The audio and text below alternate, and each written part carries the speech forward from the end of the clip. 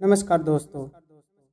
स्वागत है किताबों की दुनिया में। किताबों की दुनिया में हम पढ़ रहे थे महात्मा गांधी की आत्मकथा सत्य के प्रयोग। हमने पिछले अध्याय में पढ़ा था पति रूप में। अब हम पढ़ेंगे हाई स्कूल में। पहले लिख चुका हूँ कि ब्याह के समय मैं हाई स्कूल में पढ़ता था। उस समय हम तीनों भाई एक ही स्कूल में पढ़ते थे। बड़े भाई कई दर्जे ऊपर थे और जिस भाई का ब्याह मेरे साथ हुआ वे मुझसे एक दर्जे आगे थे। विवाह के परिणाम स्वरूप हम दोनों भाइयों का एक साल बेकार हो गया। मेरे भाई के लिए तो नतीजा इससे भी बुरा रहा। ब्याह के बाद उन्हें स्कूल छोड़ ही देना पड़ा। भगवान जाने ऐसा अनिष्ट परिणाम कितने युवकों को भोगना पड़ा होगा। विद्याभ्यास और विवाह दोनों साथ साथ हिंदू संसार में ही चलते हैं। मेरी पढ़ाई जारी रही। हाई स्कूल में मैं मंदबुद्धि विद्यार्थी नहीं माना जाता था। शिक्षकों का प्रेम तो मैं सदा प्राप्त किया। हर साल माता पिता के पास विद्यार्थी की पढ़ाई के साथ साथ चाल चलन के बारे में भी प्रमाण पत्र भेजा जाता था। उसमें कभी मेरे चाल चलन या पढ़ाई खराब होने की शिकायत नहीं गई। दूसरे दर्जे के बाद मैंने इनाम भी पाए और पाँचवें छठे दर्जे में क्रमशः 4 और 10 रुपये मासिक छात्रवृत्ति भी मिली। इस सफलता में मेरी होशियारी की अपेक्षा भाग्य का ज़्यादा हिस्सा था। वे भर्तियाँ सब विद्यार्थियों के लिए नहीं बल्कि सौराष्ट्र प्रांत के विद्यार्थियों में प्रथम आने के लिए थी। 40-50 विद्यार्थियों के दर्जे में उस समय सौराष्ट्र प्रांत के विद्यार्थियों हो ही कितने सकते थे। मेरी निजी स्मृति है कि मुझे अपनी होशियारी का कोई गर्व नहीं था। इनाम या छात्रवृत्ति पाने पर मुझे आश्चर्य होता, लेकिन अपने चाल चलन की मुझे बड़ी चिंता रहती थी। आचरण में दोष आने से तो मुझे रुलाई ही आ जाती थी। मेरे हाथों कोई ऐसी बात हो या शिक्षकों का ऐसा मालूम हो कि उन्हें मेरी भर्त्सना करनी पड़े, ये मेरे लिए असह्य था। मुझे याद है कि एक बार मुझे मार खानी पड़ी। मार का दुख नहीं था, पर मैं दंड का पात्र माना गया, इस बात का बड़ा दुख था। मैं खूब रोया। इस बात पहले या दूसरे दर्जे की थी। दूसरा प्रसंग 7वें दर्जे का था। उस समय दोराब जी अदगल गिमी हेडमास्टर थे। वे विद्यार्थी प्रिय थे। उन्होंने नियमों की पाबंदी कराते थे, बाकायदा काम कराते और लेते थे और पढ़ाते अच्छा थे। ऊपर के दर्जे के विद्यार्थियों के लिए उन्होंने कसरत क्रिकेट अनिवार्य कर दिया। मुझे इन चीज़ों से अरुचि थी। अनिवार्य होने के पहले तो मैं कभी कसरत क्रिकेट या फुटबॉल में गया ही नहीं था। न जाने मैं मेरा जप्पू स्वभाव भी एक कारण था। आज इस अरुचि में भी अपनी गलती देखता हूँ। उस समय मेरी ये गलत धारणा थी कि कसरत का शिक्षण के साथ कोई संबंध नहीं है। बाद को समझ में आया कि विद्याभ्यास में व्यायाम और शारीरिक शिक्षा का मानसिक शिक्षा के बराबर ही स्थान होना चाहिए। फिर भी मैं कहना चाहता हूँ कि कसरत में शामिल न होने से मेरी हानि नहीं हुई। कारण ये था कि पुस्तकों में मैंने खुला हवा में घूमने की सलाह पढ़ी थी और वह मुझे रुचती थी, और इससे हाई स्कूल के ऊंचे दर्जों से भी मुझे घूमने जाने की आदत पड़ गई। अब अंत तक बनी रही। घूमना भी व्यायाम तो है ही, इससे मेरे शरीर में थोड़ा कसाव भी आ गया। व्यायाम की अरुचि का दूसरा कारण था पिताजी की सेवा करने की तीव्र इच्छा। स्कूल बंद होते ही तुरंत घर जाकर उनकी सेवा में लग जाता। कसरत अनिवार्य हो जाने से इस सेवा में विघ्न पड़ने लगा। पिताजी की सेवा के लिए कसरत से माफ़ी पाने की दरख्वास्त दी, पर गिमी साहब कब माफ़ी देने वाले थे। एक शनिवार को स्कूल सवेरे का था। शाम को 4 बजे कसरत में जाना था। मेरे पास घड़ी नहीं थी। आकाश में बादल थे, इससे समय का कुछ पता नहीं चला। बादलों से धोखा खा गया। कसरत के लिए जब पहुंचा तो सब जा चुके थे। दूसरे दिन जब गिनी साहब ने हाजिरी देखी तो मैं गैर हाजिर निकला। मुझसे वजह पूछी गई। मैंने जो बात बता दी उन्होंने उसे सही नहीं माना और मुझे 1 या 2 आना ठीक याद नहीं कितना जुर्माना हुआ। मैं झूठा बना। मुझे भारी दुख हुआ। मैं झूठा नहीं हूँ, ये कैसे साबित करूँ? कोई उपाय नहीं था। मैंने मन महसूस कर रह गया। रोया। पीछे ध्यान में आया कि सही बोलना और सही करने वालों को गाफिल भी नहीं रहना चाहिए। इस तरह की गलपत मेरे अध्ययन काल में ये पहली और आखिरी भी थी। मुझे कुछ कुछ ख्याल है कि अंत में मैंने जुर्माना माफ़ करा लिया था। अंत में कसरत में से मैंने मुक्ति पा ली, पर तब तक पिताजी ने हेडमास्टर को पत्र लिखा कि स्कूल के समय के बाद वे मेरी उपस्थिति अपनी सेवा के लिए चाहते हैं।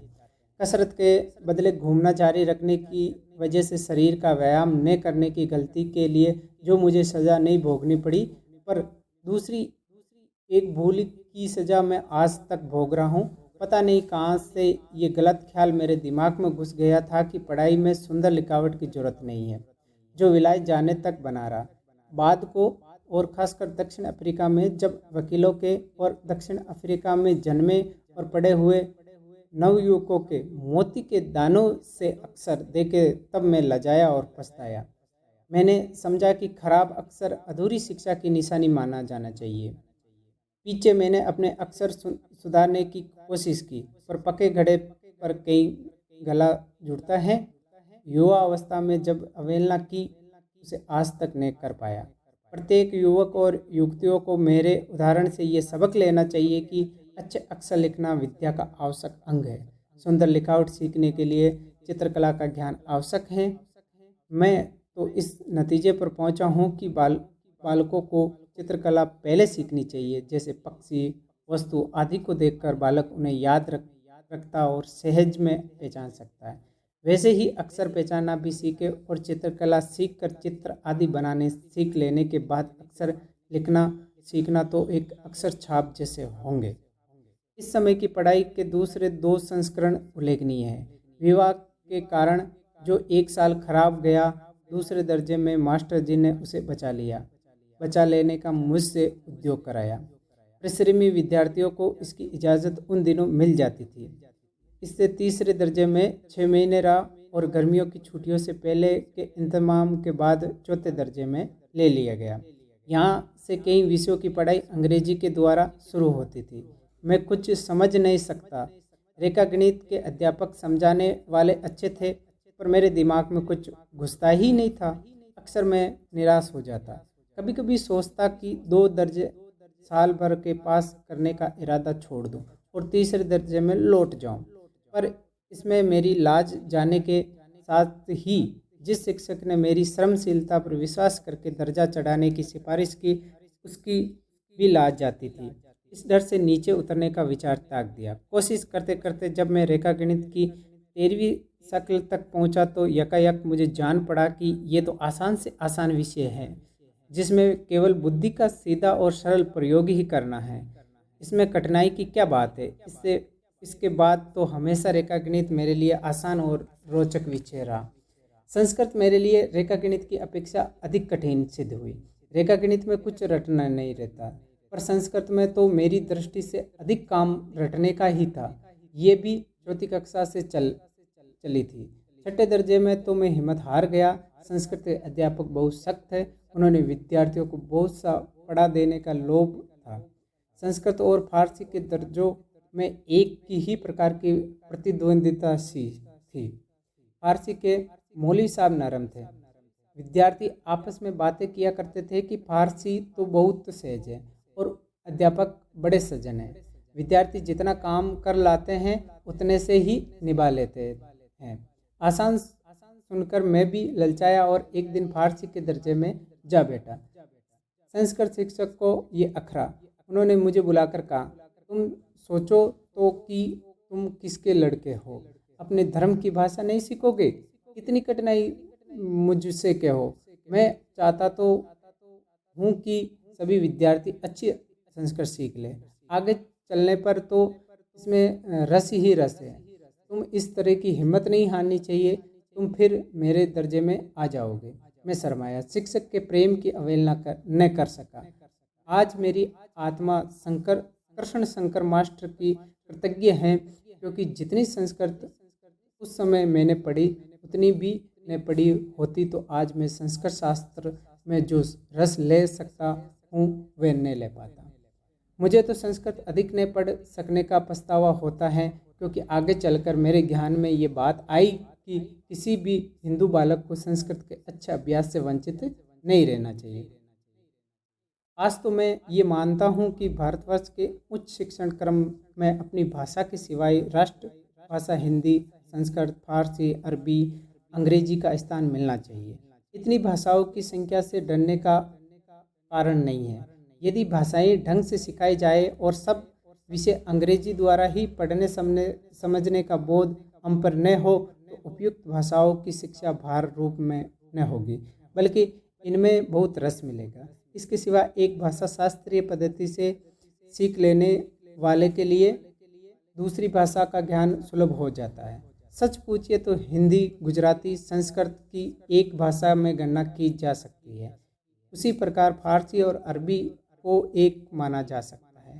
फारसी यद्यपि संस्कृत के निकट हैं और अरबी हिब्रू के, फिर भी दोनों इस्लाम के उदय के बाद विकसित हुई है।